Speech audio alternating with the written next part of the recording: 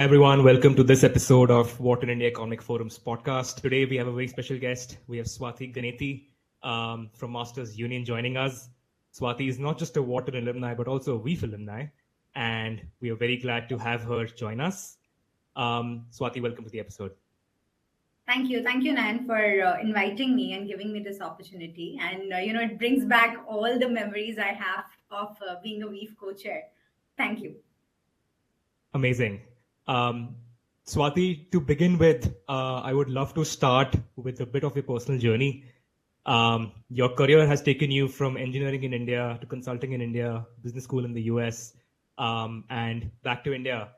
Can you talk more about the guiding principles that helped you along this journey, and just give a little sneak peek of your journey to our listeners? Absolutely. So I graduated from IIT Delhi long back in 2013. And I was fortunate enough to, be trained and groomed at Bain & Company. And I recommend everybody, whenever I meet somebody who's graduating and thinking of, whether to go into consulting or not, I think it's a great opportunity for those 2 years to just learn so much at such a fast pace. Right. So the guiding principle for me always, and I'll talk about the transitions I've made, has always been learning and job satisfaction. Right. So I was at Bain for 4 years, went on to do my MBA at Wharton, came back to Bain again, and every year my role was changing. You start from being an analyst to becoming a consultant, where you're managing one or two associates, and then finally you become a manager and you're managing the full team. So, and you're managing the client also. And at that moment, whenever I felt that, hey, this is it. I think I've done consulting for a long number of years. It was 5 years when I left Bain. I was really, really wanting to do something and build something, right? So then I joined White Hat Junior as Chief of Staff to Karan Bajaj, and again learned a lot about startups. I had never worked in a startup before that. It was a lot of 0 to 1, a lot of hustle, a lot of just getting things done and, fighting the fires. And once that happened, once I felt that, hey, I've learned enough, why don't we do something else? And that's where I think you also get the confidence of starting something when you work at a startup. So after 1.5 years of White Hat, I started my own EdTech venture called Softclay, which was in the space of career guidance.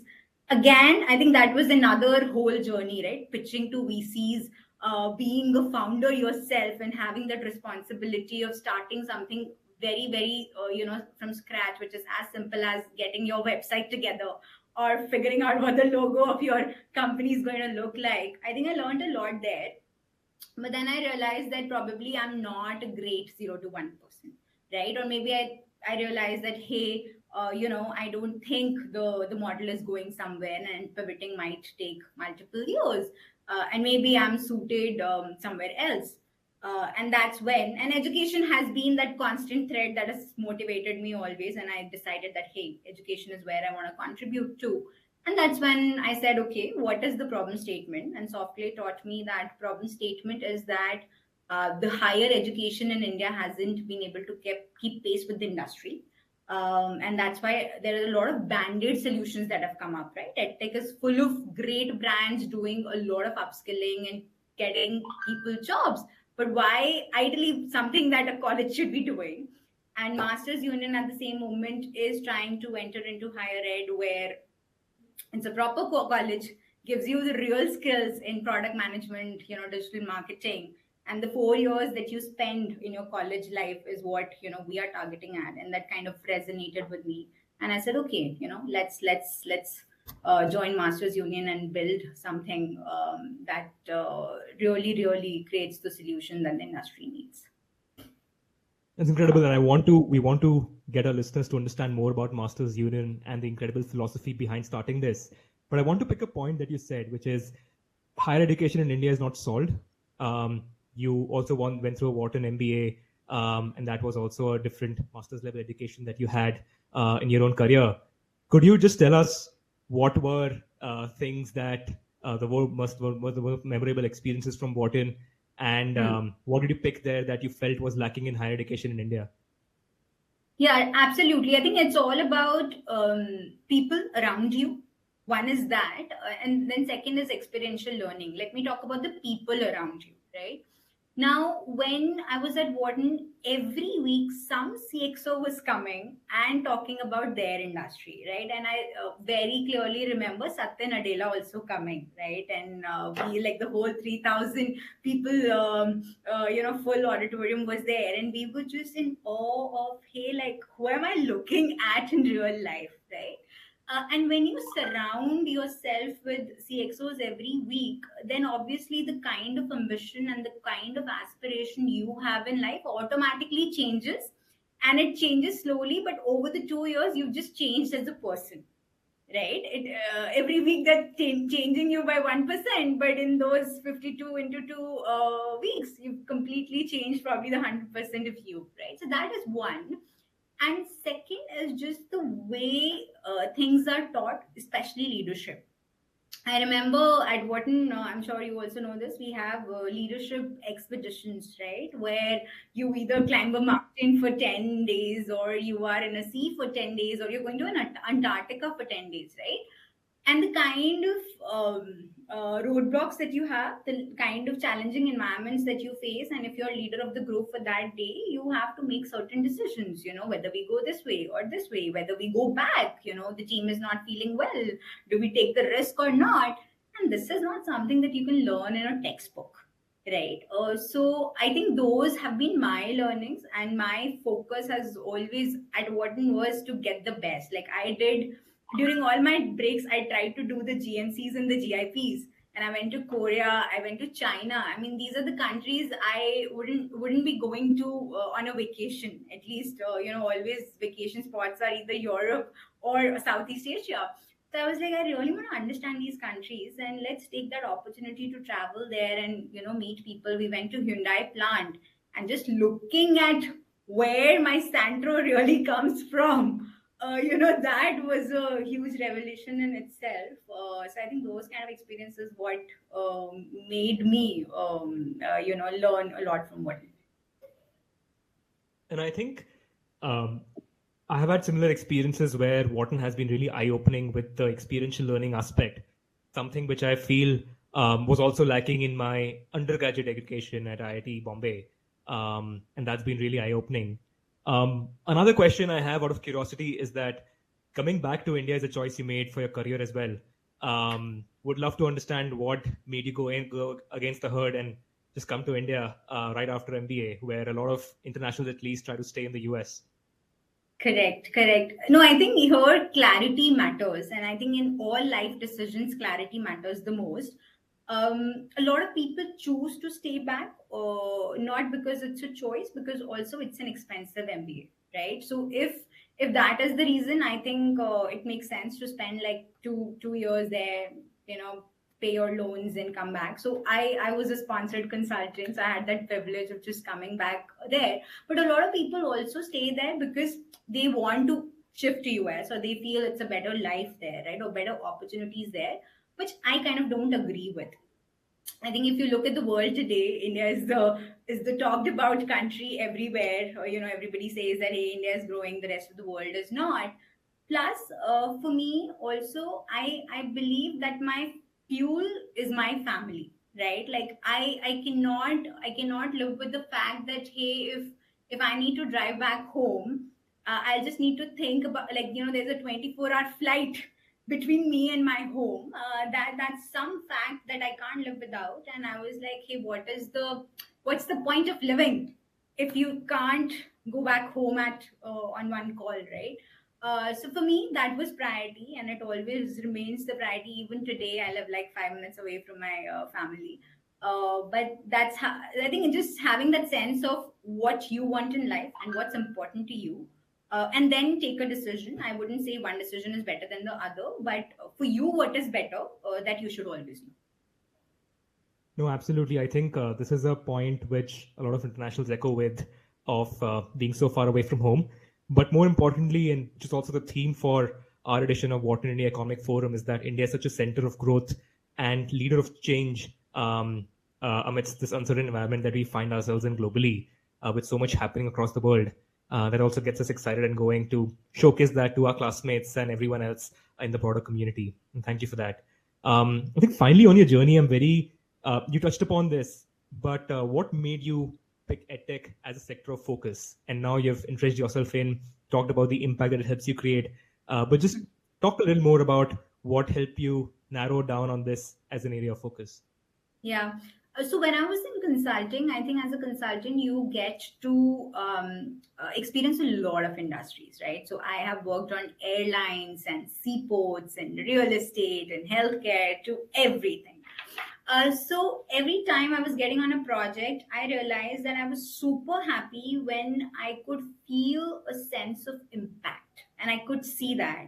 And for me, that came either in healthcare or in education, right? Because it's very natural to see the impact in these two industries, right? Either you're touching a student's life or you're touching somebody's life, literally, because it's healthcare.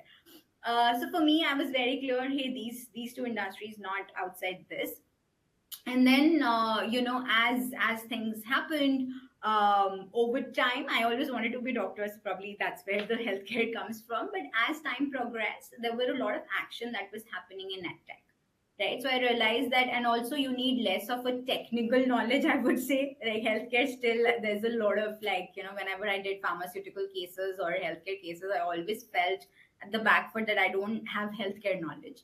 So it just felt natural to me to build a strength area in edtech, and those were the times when edtech was also booming. So when I did it, I kept improving on it and understanding the full, education business, edtech as a business, and all of that. And now it feels very natural, right? But I think it came from that sense of impact that I needed to do in any job that I could have picked. That's very interesting. And now you're at Masters Union, which I want to learn more about and also get our listeners to understand more about. It's become a force to reckon with in the management education in the country in just a very short amount of time. Can you just tell us a little more about the history and philosophy behind Masters Union? What does the school stand for? And just help our listeners understand a little more about the school. Absolutely. So, Masters Union is a business school, right? If I were to just explain in very plain language. But the history of it is that it's being led by people who've done their MBAs abroad, right? So, people like me or people like you. So, we all did like our undergrad here, and then after a few years, we went and did our MBAs abroad, and we could clearly see the difference. Hey, this is what we did at IIT, and hey, this is what we did at Wharton or a Harvard or a Stanford, right? And then we came back and we said, hey, like Indians are doing really well in the ecosystem. In India, right, you have now 100 unicorns, right? And even abroad with Sundar Pichai, Satya Nadella, Indra Nooyi, pretty much, Parag Agarwal, a lot of CEOs on the global stage as well. So why is it that we don't have a business school in the top 50? And I'm not even saying top 10 or 20, like top 50 of the world. Like, why not? Why is it so difficult when we know that so many Indians are leading so many great businesses, right? So that was the conversation. So in 2020 is when Masters Union started as an MBA school, right? So it's as a 1 year MBA college, where we started with a batch of around 60s, gradually took it up to 120, then 165, and the next batch is going to be 240 students. And over time, it became such a successful program that our placements were even better than IIM Ahmedabad and ISB, right? And then we reflected as to what we were doing so good that within such a short amount of time, you've been so successful, right? And then we realized that, hey, it's all about, in today's age, it's all about skilling the right way with the right set of tools, right? So we said, and one of the USPs of Masters Union is that professors who come here are actually CXOs in different companies, right? So these are not traditional academicians, but these are people who lead the industry. So if you are being taught digital marketing, a former Facebook executive is coming and teaching you digital marketing. If you're being taught product management, then a Microsoft executive is coming and teaching you product management. And now, when somebody from that background is teaching you, they are going to teach you what's relevant, right? And hence Microsoft will also come and recruit you, because the person who heads the product development really trained and coached you, right? So he or she pretty much taught you what the skills are needed in the industry. So that, I would say, is one. Second, we believe that businesses cannot be taught by textbooks. They have to be taught. So we say that, hey, learn business by running a business.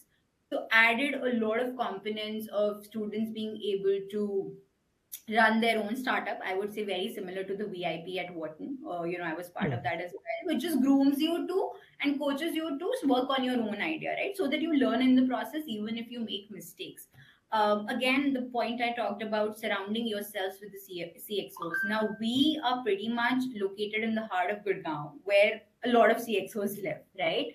So it's very easy to invite them to the campus, hear about their stories. Just 2 weeks back, we had Ghazal Alak, who is co-founder of Oh, Mama Earth, come and talk about what her journey has been.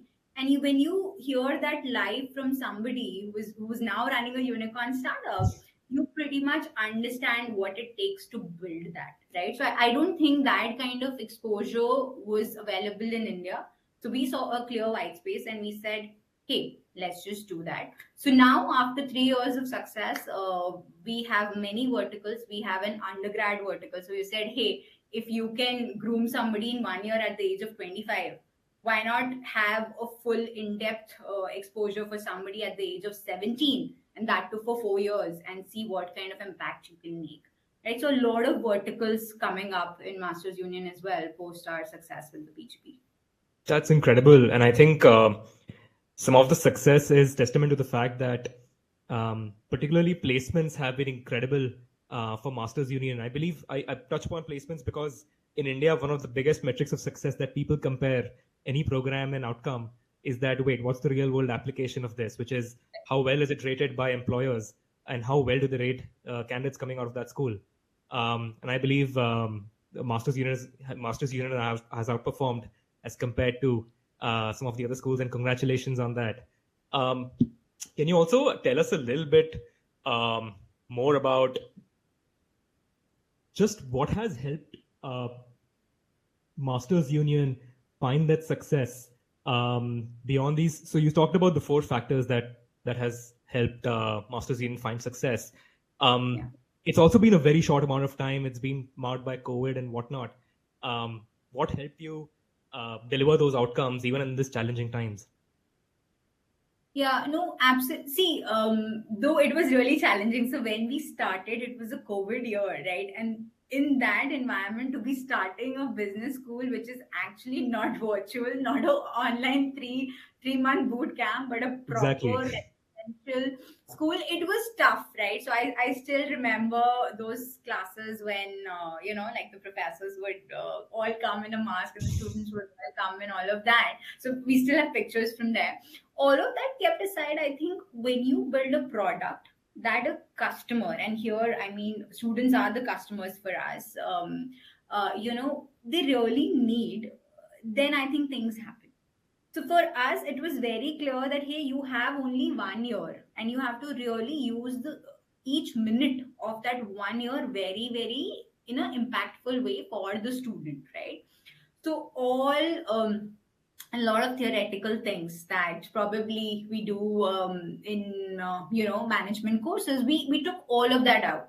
We said half of the curriculum is going to be in class, half of the curriculum is going to be out class. Now out in classes, like your Facebook executive comes and teaches, Microsoft executive comes and teaches, and you kind of learn the theory and the basics. Or if you do come from a non-management background, then you learn accounting and you learn finance and all of that, right? But then we said, okay, the rest 50% is all going to be outclassed. So which means that we have a drop shipping challenge where everybody has to build a drop shipping business, and you will be judged not on an exam but the revenue of your company, which is so real. Like a Incredible. CEO in the real life is judged on the revenue of his or her company, like a CEO never sits Yeah. and writes exam. Similarly, we have a local consulting challenge where what we do is we tie up with multiple businesses, let's say a Starbucks store or a Chai Point store or a KFC, and we say that you work with the store and you see how the business can be improved. So you just learned operations management, or you just learned HR management, right, in your previous semester or a term. And then now in your local consulting challenge, you're actually applying those concepts and either improving it, operationally by improving the efficiency, or maybe the incentive structures weren't aligned and you looked at and you said, hey, people are not motivated here. Let me rework the incentive structures. But the idea is whatever you're learning, you're applying then and there. So it sticks in your brain. Otherwise, I mean, do you remember a lot of what you learned at IIT Bombay? Pretty Not much not. really. It's been a Not really. while.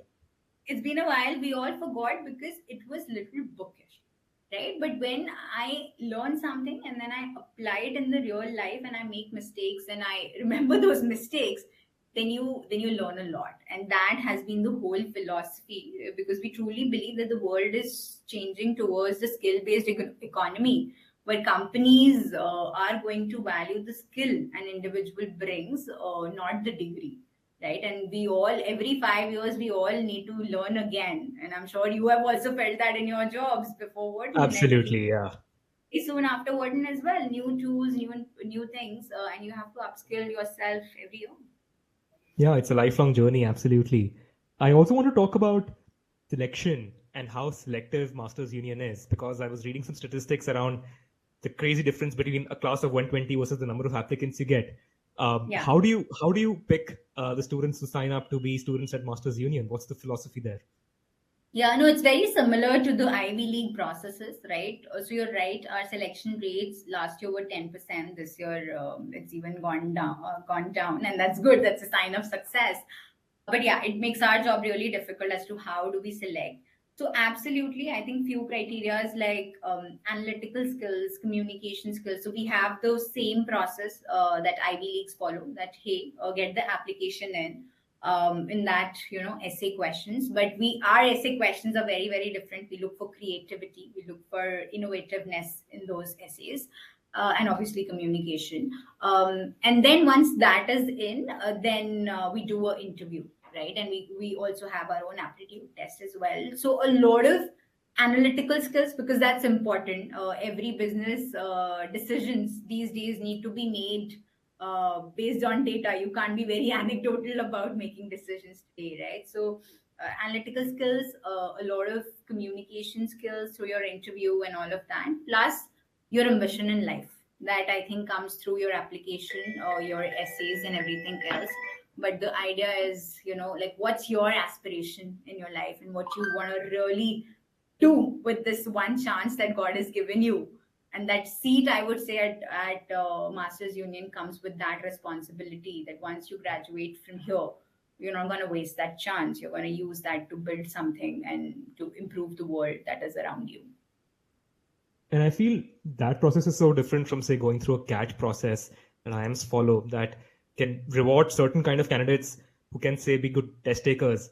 But is it always the predictor of success? That's a question mark. So I think that's not, and I'll tell you why.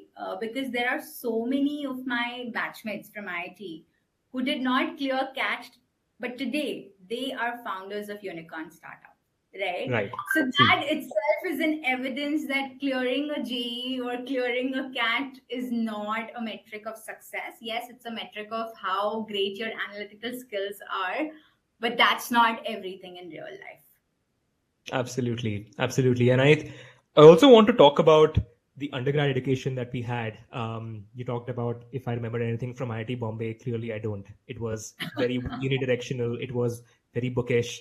I'm still grateful for the opportunity and the exposure it gave me, but that was more outside the class than in the class.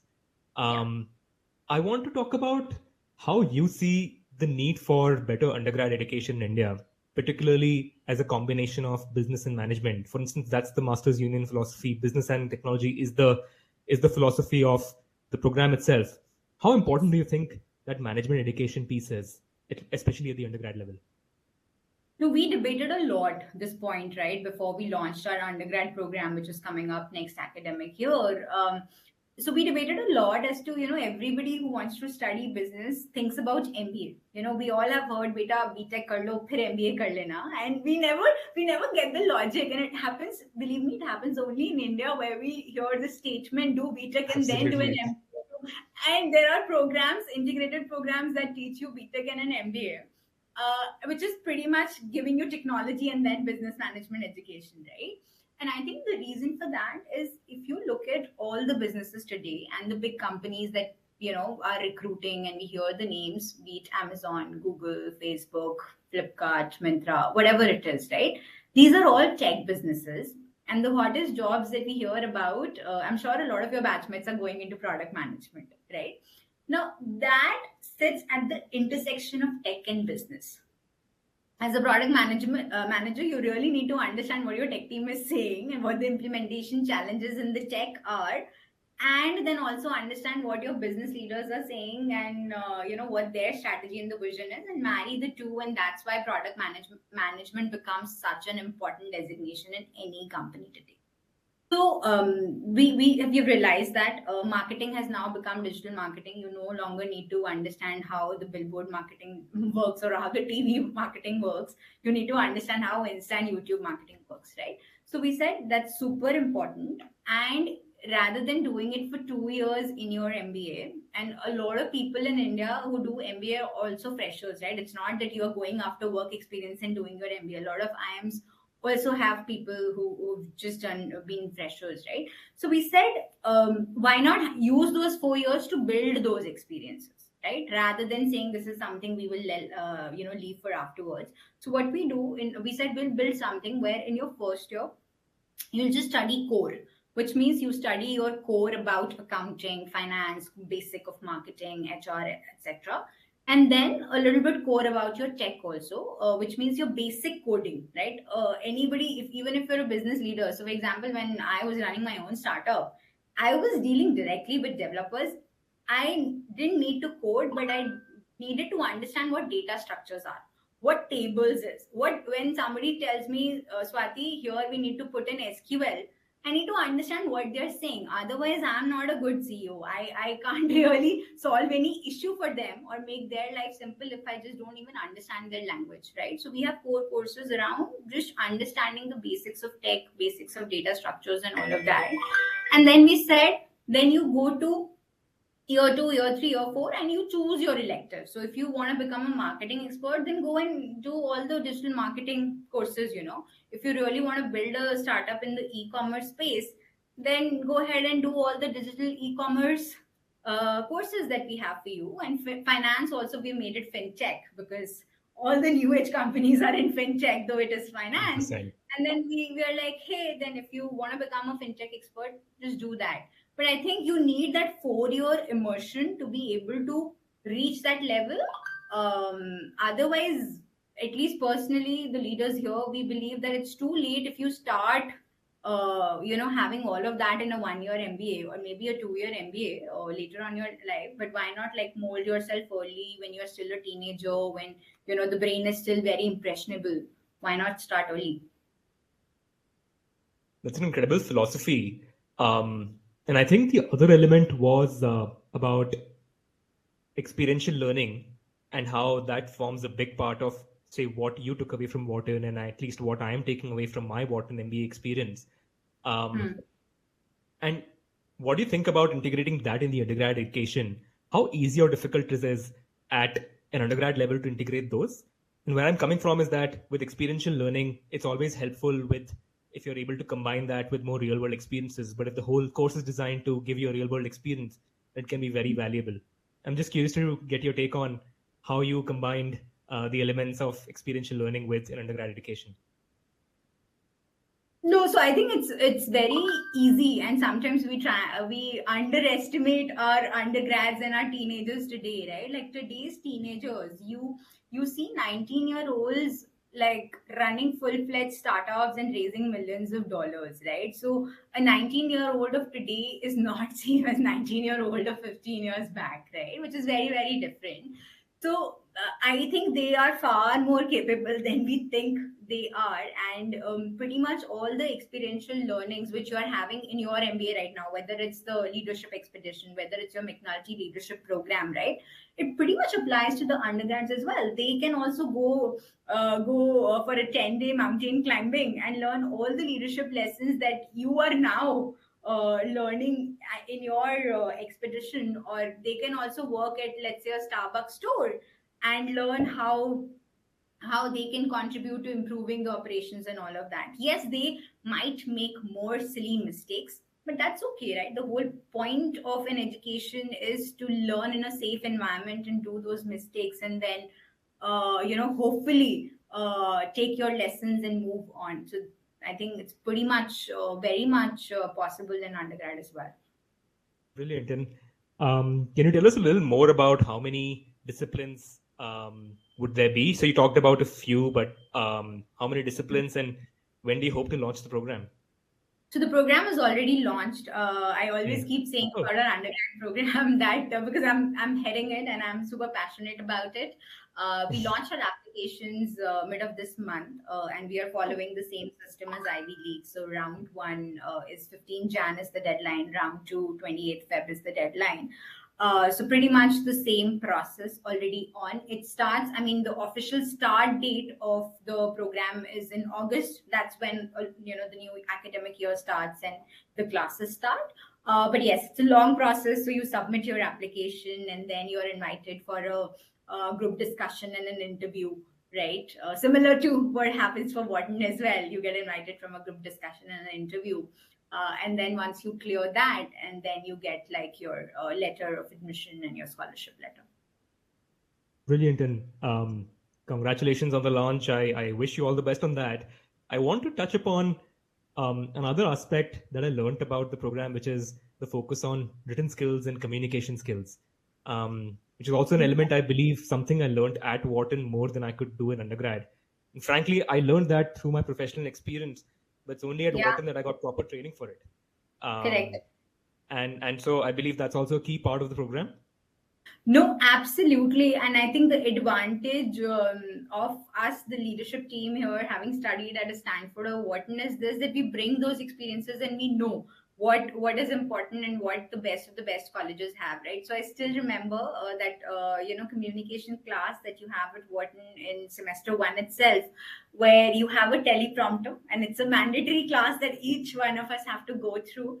And it just I remember that there was a teleprompter and you had to write your speech and you pretty much read it. And I remember asking my teacher as to why we specifically have this kind of setup. And the answer I got from my professor was that if you are graduating from Wharton, there will be a day when you will be at a position where you will need a teleprompter. So you better know how to use it. Right. And that is just stuck in my mind that, hey, when you graduated from an institute like that, you carry that responsibility, and most likely you're going to be at a position where you will be facing the media and you will be in a crisis and you will have to make a speech. So better train for that. And similar is what we do at Masters Union, a lot of role play. Where we ask the students about, hey, if you were in this situation, what is the speech you're going to make? Also very simple tactics which I learned at consulting, but I think any college graduate should know, which is when you send a calendar invite, what the title of the calendar invite looks like is absolutely essential. Right now, when we blocked time, it has to say Swati/Nayan, but I've seen a lot of time people just entering any subject lines, and then it reflects to me that, hey, I was also a newbie and I also learned it at Bain, what the titles should be and how the emails need to be structured in a bullet. But all of that, I think we make sure that our students know it upfront so that they are job ready on day one. Brilliant. And to your point, I remember my crisis communication class where we had an actual media person come in and ask us difficult questions. And that is also something we might actually face in the future. And you're never prepared for that. Nobody prepares you for that except your school should. And I believe that's a very good curriculum aspect that you have in the program. So I think the final thing is, you also talked about the MBA being CXOs being a lot of faculty being CXOs, and I believe that carries through to the undergrad program as well. And I believe it'll be a mix of faculty which will teach core subjects like in the first year, and then a lot of CXOs come in and speak. So it's not just that the CXOs come and speak, CXOs come and teach, right? Oh, wow. So we're So I stand very corrected. clear. Yeah, so we're very clear that, hey, your core courses can be taught by, professors in-house and in residence. For example, accounting, this is a course where you need patience and you need somebody to just give you a detailed 101 on accounting. That could be a professor in-house, right?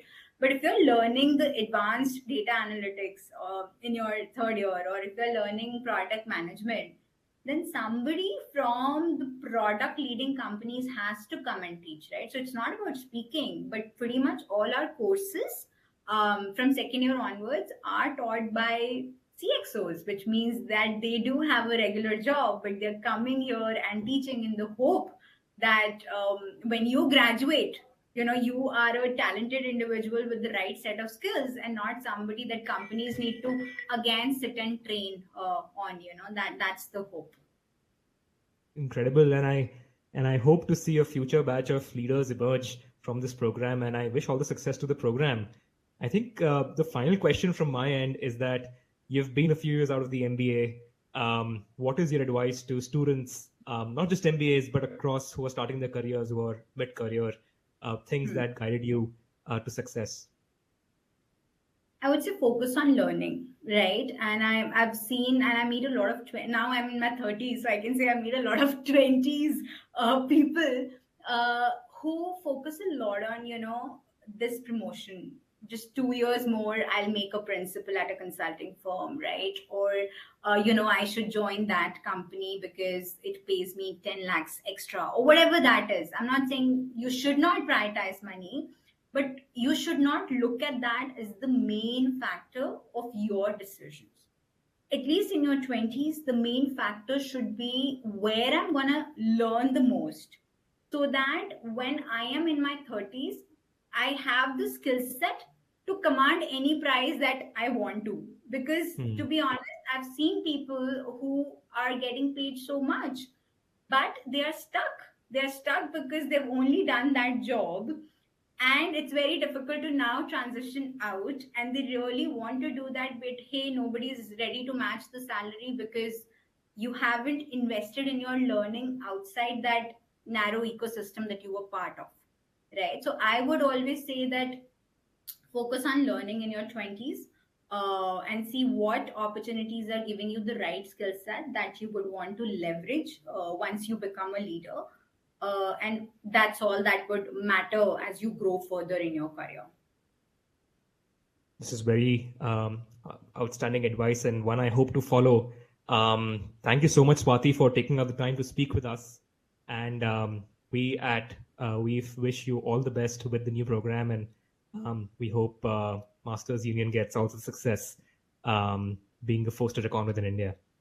No. Thank you so much, Nayan, for all your wishes. But I think at one end, I just hope that not just Masters Union, but I really hope that more and more institutes like this come up in India, so that a lot of more Indians, get that kind of education that very few right now are getting, because only a very select handful are able to go to your Harvard or a Stanford or a Wharton, right? So I really hope that Masters Union becomes that example that others follow, and that kind of education can be given to many more deserving individuals in India. Absolutely echo that, and I hope that becomes more accessible to our fellow countrymen. But thank you so much, and appreciate your time today to speak with us. Thank you, Nan. Take care. Bye.